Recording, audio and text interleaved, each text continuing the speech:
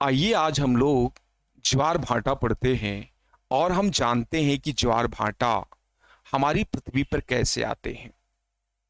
तो सबसे पहले हम तीन पिंडों की स्थितियों का यहाँ पर अध्ययन करेंगे, जहां से हमारी प्रतियोगी परीक्षा में सर्वाधिक प्रश्न पूछे जाते हैं। उस विषय को यहाँ पर हम जानने का प्रयास करेंगे। ये हमारे तीन पिंडों की स्थितियां कैसी हैं और इस विषय को हम समझ करके आगे बढ़ेंगे। जब हम अपने तीन पिंडों की स्थितियों का अध्ययन करते हैं तो ऐसे में हम सबके ध्यान में आता है कि यहां पर हमारा सूर्य है और फिर यहां पर हमारी पृथ्वी है और इस तरीके से हमारी पृथ्वी यहां पर मौजूद है। फिर हमारी पृथ्वी के चारों तरफ जो पिंड चक्कर लगा रहा है, हमारी पृथ्वी का मून है, हमारी पृथ्वी का उपग्रह है, जिसे हम लोग चंद्रमा के रूप में जानते हैं। हमारी चंद्रमा हमारी पृथ्वी के चारों तरफ अपने इस तरीके से परिक्रमण पथ पर परिक्रमा कर रही है। इस तरीके से हमारी पृथ्वी की चारों तरफ से चक्कर लगा रही है। तो यहां पर मैंने चार चंद्रमा बनाया है। यह हमारी पृथ्वी है और वो हमारा सूर्य है। यहां पर हम लोग सूर्य को देख रहे हैं और ये हमारी पृथ्वी है तथा ये हमारा कहीं ना कहीं क्या है, चंद्रमा है। तो यहां पर आप लोग देख रहे होंगे हमने चार चंद्रमा बनाई है। तो क्या चार चंद्रमा होते हैं? ऐसा बिल्कुल नहीं है। हमारे जो चंद्रमा होते हैं उनकी संख्या जो होती है वो कहीं ना कहीं कितनी होती है, वो एक होती है। एक ही चंद्रमा है, लेकिन चंद्रमा जब हमारी पृथ्वी का परिक्रमण पथ पर चक्कर लगाती है तो यहां पर कहीं ना कहीं इसकी ये स्थितियां दर्शाई गई हैं। एक बार में चंद्रमा हमारी एक ही स्थिति पर मौजूद होगी। तो यहां पर हम चंद्रमा की स्थितियों का अध्ययन कर रहे हैं, अपने मून की स्थितियों का अध्ययन कर रहे हैं। ये हमारा मून है, तो हम इन्हीं स्थितियों का अध्ययन करने का प्रयास करेंगे कि आखिर ये हमारा चंद्रमा, आखिर ये हमारा सन, इससे कौन कौन सी हमारी स्थितियां निर्मित होती हैं, जिनका संबंध हमारी प्रतियोगी परीक्षा से है, जिनका संबंध कहीं ना कहीं हमारे दीर्घ ज्वार और लघु ज्वार से है। हमारी पृथ्वी पर सूर्य ग्रहण और चंद्र ग्रहण से है। हमारी पृथ्वी पर युति और व्युति से है। हमारी पृथ्वी के सिजगी की अवस्था से है। हमारी पृथ्वी के अमावस्या और पूर्णिमा से है।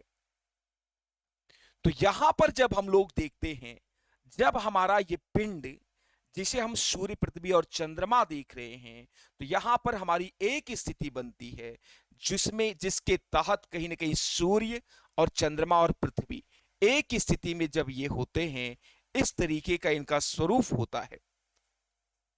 हमारी चंद्रमा बीच में होती है और हमारी पृथ्वी उसके बगल में होती है तथा उस साइड हमारा सूर्य होता है।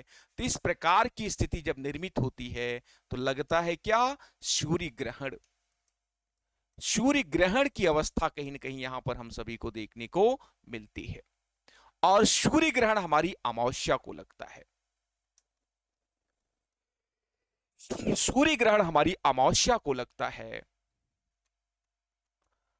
और फिर यहां पर इस अवस्था के दौरान जब सूर्य और चंद्रमा एक दिशा में होते हैं और हमारी पृथ्वी एक साइड होती है, इस दौरान कहीं ना कहीं हमारे इस पृथ्वी पर जो समुद्र मौजूद होगा, उस जल को बहुत तीव्रता के साथ सूर्य और चंद्रमा मिलकर के अपने आकर्षण बल से खींचने का प्रयास करते हैं। इसी कारण से यहां पर कहीं ना कहीं क्या आता है, दीर्घ ज्वार आता है। जब ऐसा निर्मित होगा तब हमारे पृथ्वी पर मौजूद महासागरों में दीर्घ ज्वार आता है। इस परिघटना को हम दीर्घ ज्वार की परिघटना कहते हैं, या इसे हम कह सकते हैं हाई टाइड, या इसे हम कहते हैं स्प्रिंग टाइड। तो ये हमारे जो टाइड आते हैं जिसके तहत, ज्वार के तहत हमारे समुद्रों में मौजूद जल बाहर की तरफ फेंक दिया जाता है और भाटा के तहत पुनः हमारे समुद्रों की अंदर आ जाता है जल। अर्थात अगर साधारण भाषा में कहा जाए तो हमारे उठते हुए जल को हम लोग ज्वार कहते हैं, और नीचे आते हुए जल, उठते हुए जल को हम लोग ज्वार कहते हैं, और नीचे आते हुए जल को हम लोग भाटा कहते हैं। तो हमारी पृथ्वी पर दीर्घ ज्वार के लिए उत्तरदायी कहीं ना कहीं कौन है? सूर्य और पृथ्वी का संयुक्त गुरुत्वाकर्षण बल। यहां पर जब हम रस्सी कसी का खेल खेलते हैं तो कहीं ना कहीं जब हम दो लोग साथ मिलकर के किसी चीज को खींचते हैं तो वह आसानी से आ जाता है। इस कारण से जब चंद्रमा और सूर्य का आकर्षण बल संयुक्त रूप से हमारी पृथ्वी पर मौजूद सागरों पर लगता है तो ये जल काफी दूर तक भेजा उछाल दिया जाता है। जो हमारा सामान्य ज्वार आता है उससे 20% बढ़ा हुआ ज्वार मिलता है। 20% बढ़ा हुआ ज्वार यहां पर हम सभी को प्राप्त होता है। 20% बढ़ा हुआ ज्वार, अगर 100% पर डे ज्वार आता है तो 120% आएगा अगर ऐसी स्थिति निर्मित हो रही है। और आप सभी विद्यार्थियों को पता है कि हमारी चंद्रमा 27.5 दिन में अपनी पूरी परिक्रमण पथ पर गति करते हुए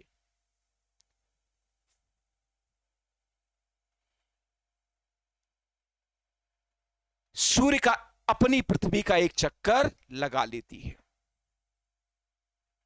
जो कार्य कहीं ना कहीं हमारी पृथ्वी सूर्य का चक्कर लगाने में 365 दिन में करती है, वही कार्य हमारी चंद्रमा 27.5 दिन में कर लेती है।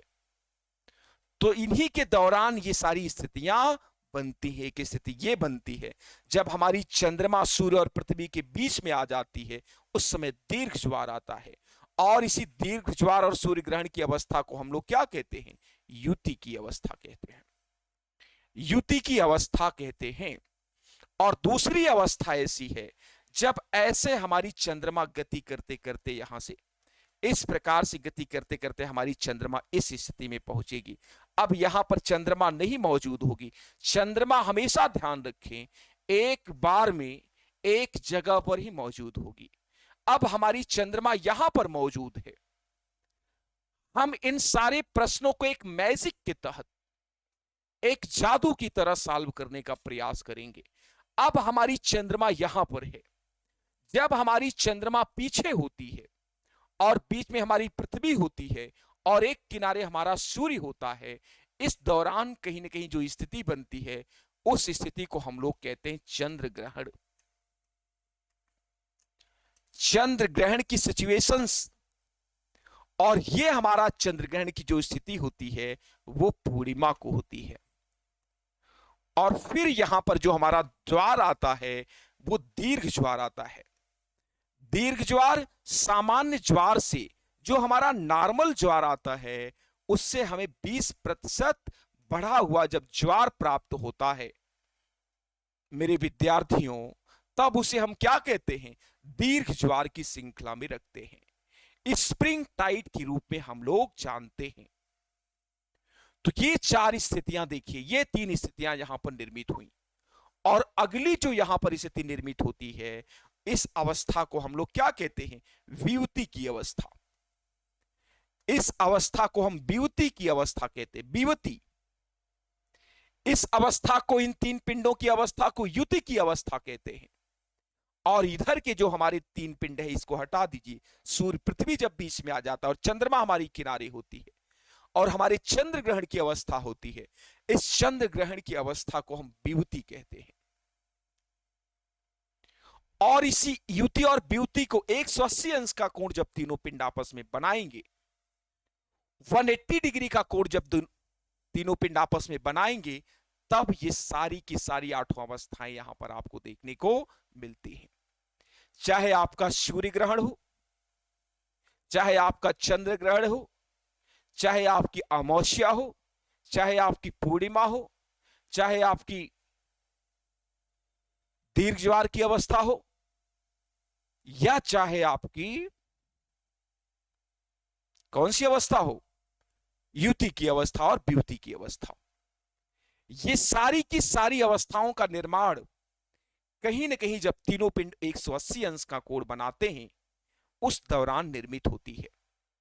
तो आपसे प्रश्न पूछा जा सकता है, क्या सूर्य ग्रहण का संबंध दीर्घ ज्वार से है? तो निश्चित तौर पर सूर्य ग्रहण का संबंध दीर्घ ज्वार से है। क्या सूर्य ग्रहण और चंद्र ग्रहण का संबंध दीर्घ ज्वार से है? तो स्पष्टता दिखाई दे रहा है कि सूर्य ग्रहण और चंद्र ग्रहण का संबंध किससे है? दीर्घ ज्वार से है। जब भी सूर्य ग्रहण और चंद्र ग्रहण आता है, तब हमारी पृथ्वी पर क्या आता है? दीर्घ ज्वार प्रकट होता है। तो इस कारण से दीर्घ ज्वार का संबंध कहीं ना कहीं इससे है। और फिर हमारी चंद्रमा गति करते करते अपने परिपथ पर गति करते करते इस अवस्था में आती है। यहां पर हमारी चंद्रमा पहुंच जाती है। तब हमारी चंद्रमा और पृथ्वी और सूर्य के मध्य कितने अंश का कोण बनेगा? 90 डिग्री का कोण बनता है, 90 अंश का कोण बनता है। इस अवस्था को हम कहते हैं समकोणिक अवस्था। समकोणिक अवस्था कहते हैं। इस अवस्था को हम समकोणिक अवस्था कहते हैं, क्योंकि यहां पर तीनों पिंडों के मध्य 190 अंश का कोण बन रहा है। जब सूर्य, चंद्रमा और पृथ्वी के मध्य 90 अंश का कोण बनता है, उस दौरान कहीं ना कहीं जो ज्वार आता है हमारी पृथ्वी के मौजूद महासागरों में, वो लघु ज्वार के रूप में होता है। किस ज्वार के रूप में होता है? लघु ज्वार के रूप में होता है। इस विषय को सभी विद्यार्थी को ध्यान में रखना है।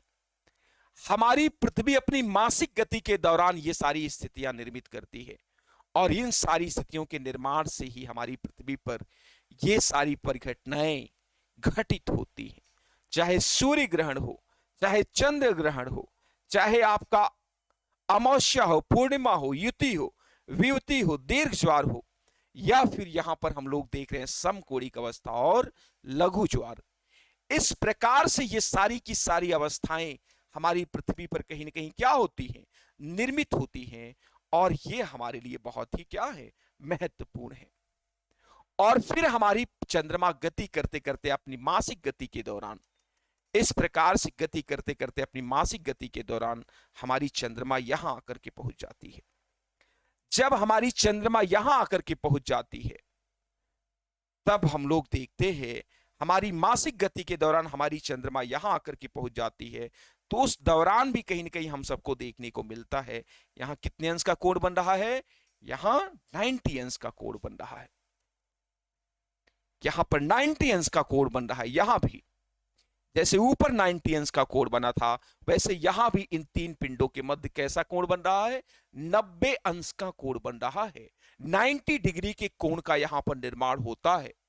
तो इस विषय को सभी विद्यार्थी को किसी भी संशय के साथ नहीं, बिल्कुल संशय से विरत होकर के, अलग होकर के इस ज्ञान को अपने दिमाग में रखना है।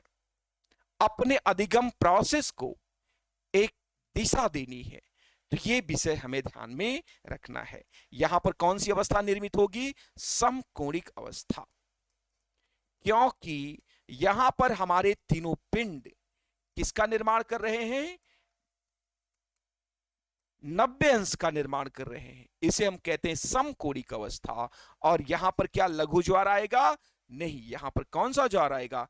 लघु ज्वार आएगा, दीर्घ ज्वार नहीं आएगा। तो यहां पर भी लघु ज्वार आकर के प्रकट होता है। तो यहां पर आपको निप टाइड देखने को मिलता है, लघु ज्वार देखने को इस घटना के द्वारा आपको मिलता है। इस दौरान लघु ज्वार आता है क्योंकि यहां पर हमारे समुद्र मौजूद हैं, और एक तरफ से हमारी पृथ्वी खींच रही है, एक तरफ से हमारी चंद्रमा खींच रही है। तो यहां पर हमारे महासागरों में जो जल मौजूद है, यहां पर प्रतिसंतुलनकारी बल काम करने लगता है, एक दूसरे को बल प्रतिसंतुलित करते हैं। जब एक दूसरे को बल प्रतिसंतुलित करते हैं, तो वहां बल क्या हो जाता है? निष्प्रभावी मेरे बच्चों, वहां पर बल निष्प्रभावी हो जाता है। इस प्रकार से जो ज्वार आना चाहिए था, उसकी तीव्रता मंद हो जाती है। तो लघु ज्वार के दौरान हमें 20% हमें क्या मिलता है, घटा हुआ ज्वार प्राप्त होता है। 20% घटा हुआ ज्वार हमें लघु ज्वार के दौरान प्राप्त होता है। इस विषय को सभी विद्यार्थी को बिल्कुल ध्यान में रखना है। हमें 20% लघु ज्वार प्राप्त होता है, यहां पर हम लोग 20% लघु ज्वार प्राप्त करते हैं। इस विषय को सभी विद्यार्थी को ध्यान में रखना है। फिर हम लोग यहां पर देख रहे हैं, ये हमारी चंद्रमा है, ये लघु ज्वार है। इस प्रकार से गति हमारी चंद्रमा करती है हमारी पृथ्वी का। हमारी चंद्रमा हमारी पृथ्वी का चक्कर लगा रही निरंतर रूप से, और इस चक्कर लगाने के दौरान ये सारी, तो यहां पर हम लोग देखते हैं कि हमारी पृथ्वी पर इस तरीके से इन घटनाओं का प्रभाव कहीं ना कहीं पड़ता है। जब ये तीनों पिंड 90 अंश का कोण बनाते हैं तो प्रति संतुलनकारी बल काम करता है। यही प्रति संतुलनकारी बल यहां पर नीप टाइट के लिए उत्तरदायी होता है, लघु ज्वार के लिए उत्तरदायी होता है। तो इस विषय को सभी विद्यार्थी को ध्यान में रखना है। तो यहां पर हमारे महासागर नीप टाइट के चपेट में आ जाते हैं, जहां पर हमें 20% घटा हुआ ज्वार प्राप्त होता है। 20% घटा हुआ ज्वार हम सभी लोग प्राप्त करते हैं। जैसे हमारा ज्वार सामान्य दिनों में अगर 100% आ रहा है, तो इस दौरान जो हमें ज्वार प्राप्त होगा वो हमें 80% प्राप्त होगा। तो इसे हम नीप टाइट के रूप में जानते हैं। तो इस विषय को बिल्कुल ध्यान में रखना है। तो यहां पर हम लोग 3 पिंडों की स्थितियों का अगर अध्ययन कर लें तो एक साथ बहुत सारे प्रश्नों को आसानी से कर सकते हैं। किसी भी प्रकार का प्रश्न अगर पूछना चाहे एग्जामिनर, तो बेहद आसानी के साथ मात्र एक मानचित्र के माध्यम से उन सारे के सारे प्रश्नों का जवाब हम दे सकते हैं। तो इस मानचित्र को सभी लोग इस पूरे के पूरे चित्र को अपनी कॉपी में बना लेंगे और इसको समझेंगे, चिंतन करेंगे।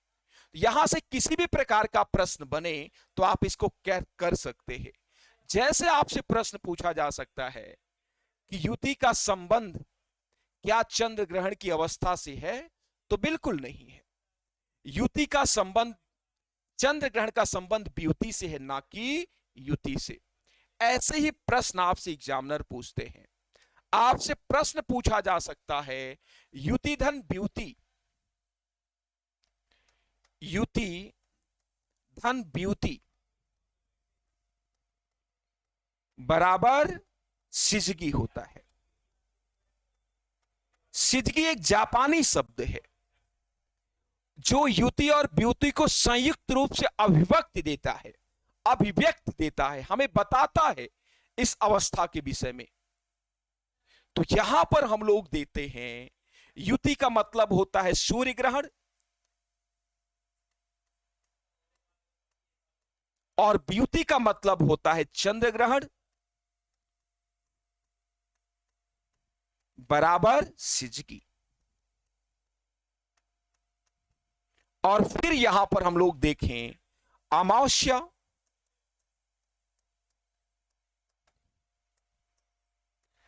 धन पूर्णिमा बराबर सिजगी। और फिर यहां पर हम लोग देखने का प्रयास करें दीर्घ ज्वार धन दीर्घ ज्वार बराबर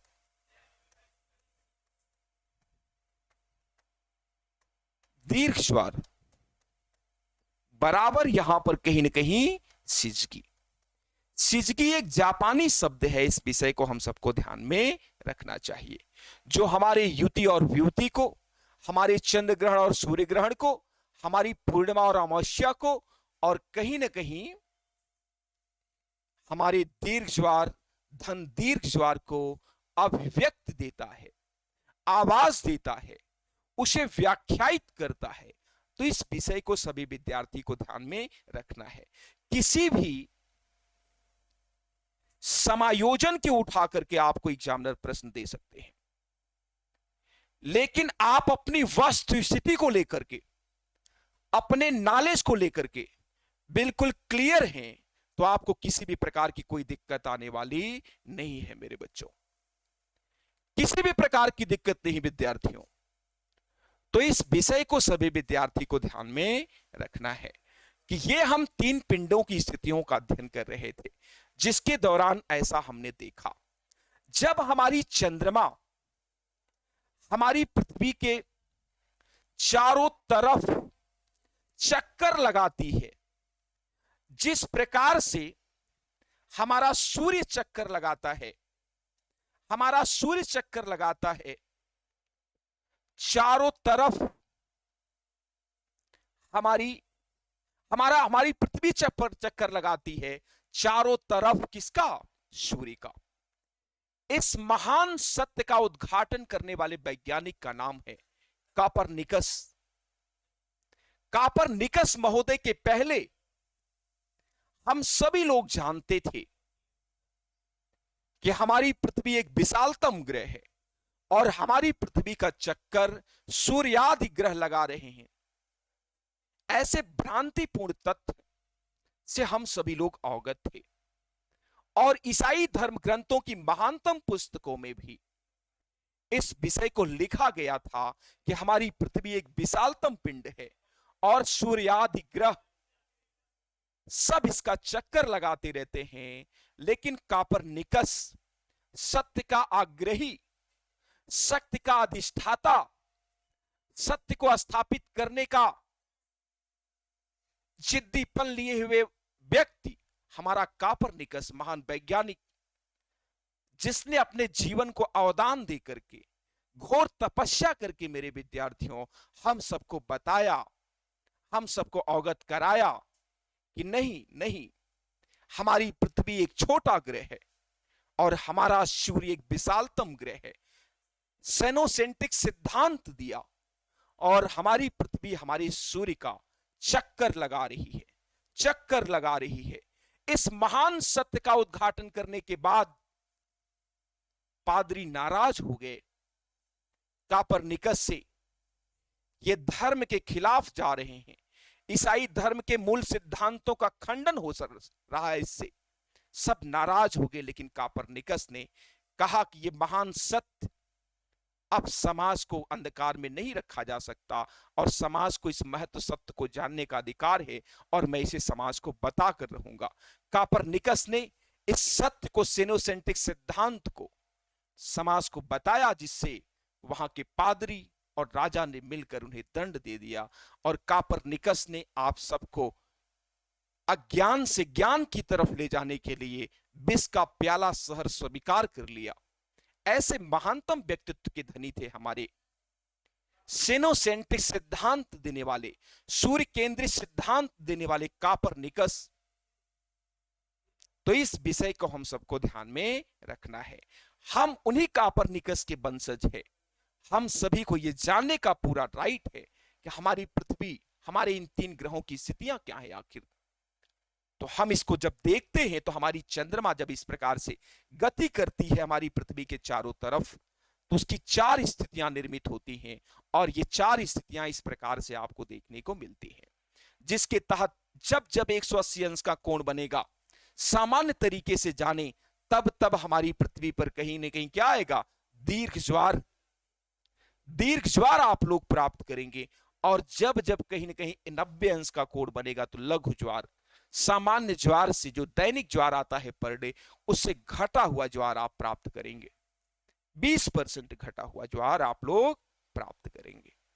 तो इस विषय को सभी विद्यार्थी को बिल्कुल ध्यान में रखना चाहिए कि यहां पर हमारी चंद्रमा कैसे हमारी पृथ्वी की गति करती है। यहां से यहां तक की जो हमारी गति होती है हमारी चंद्रमा की, ये 15 दिन की होती है। इसे कहते हैं पाक्षिक, कृष्ण पक्ष, शुक्ल पक्ष। और जो हमारी चंद्रमा की नीचे की गति होती है, ये 27.5 दिन में एक चक्कर पूरा कर लेती है। नीचे की जो गति होती है इसे हम कहते हैं कृष्ण पक्ष। और यहां पर हमारी चंद्रमा गति करते करते यहां पर आ जाती है अष्टमी को, शुक्ल पक्ष की अष्टमी को। ज्योतिष शास्त्र में भी इसका उपयोग किया जाता है, शुक्ल पक्ष और कृष्ण पक्ष का उपयोग किया जाता है। शुक्ल पक्ष मीन्स उजला और कृष्ण पक्ष में ही कहीं ना कहीं भगवान श्री कृष्ण का जन्म हुआ था। और भगवान श्री कृष्ण का जीवन भी चुनौतियों से परिपूर्ण था, क्योंकि घोर अंधकार में कृष्ण पक्ष में उनका जन्म हुआ था, लेकिन उन्होंने समस्त चुनौतियों को क्या कर दिया, परास्त करके उस पर विजय हासिल कर ली। तो इस विषय को ध्यान में रखना है। तो वही हमारा कृष्ण पक्ष है, नीचे का कृष्ण पक्ष है ये। तो कृष्ण पक्ष की सप्तमी को यहां पर क्या निर्मित होता है, कृष्ण पक्ष की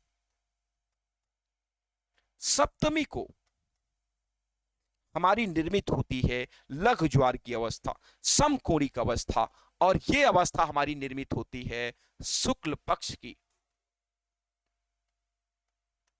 शुक्ल पक्ष की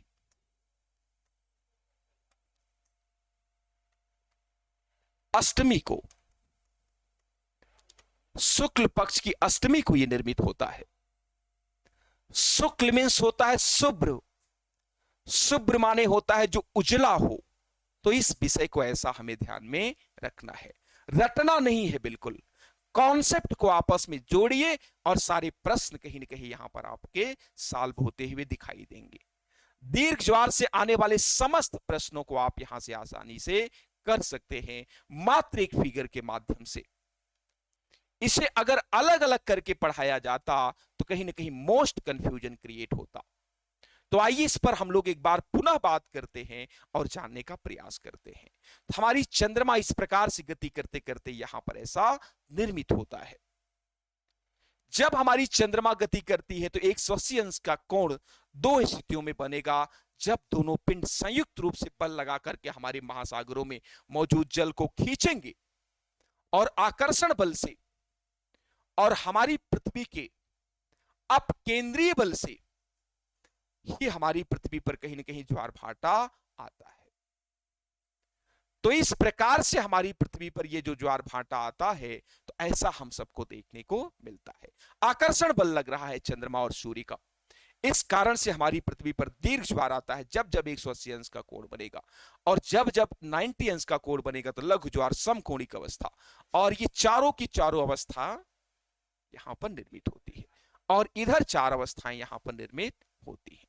तो इस विषय को सभी विद्यार्थी को ध्यान में रखना है। सूर्य ग्रहण, चंद्र ग्रहण, अमावस्या, पूर्णिमा, युति, वियुति, लघु ज्वार, दीर्घ ज्वार, दीर्घ ज्वार, ये चार अवस्थाएं संयुक्त रूप से। फिर यहां पर जब 90 अंश का बन गया समकोणिक अवस्था, समकोणिक अवस्था का संबंध लघु ज्वार, और यहां पर ये गति करते एक दिन में चंद्रमा यहां, फिर 2 दिन में यहां, 3 दिन में यहां, 4 दिन में यहां, 5 दिन में यहां, 6 दिन में यहां, 7 दिन में यहां, 8वें दिन हमारा चंद्रमा शुक्ल पक्ष की अष्टमी को हमारा चंद्रमा कहीं ना कहीं हमारी पृथ्वी के साथ और हमारी सूर्य के साथ 90 अंश का कोण बनाता है। इस कारण से यहां पर कहीं ना कहीं कौन सा ज्वार आएगा, लघु ज्वार देखने को मिलता है, नीप टाइड देखने को मिलता है। फिर हमारी चंद्रमा ऐसे गति करते करते 180 अंश का कोण बनाएगी, फिर हमारी चंद्रमा ऐसे गति करते करते यहां पर 90 अंश का कोण बनाएगी, और यहां पर किसका निर्माण होगा, नीप टाइड का निर्माण होता है, लघु ज्वार आता है। इसे हम कहते हैं समकोणिक अवस्था।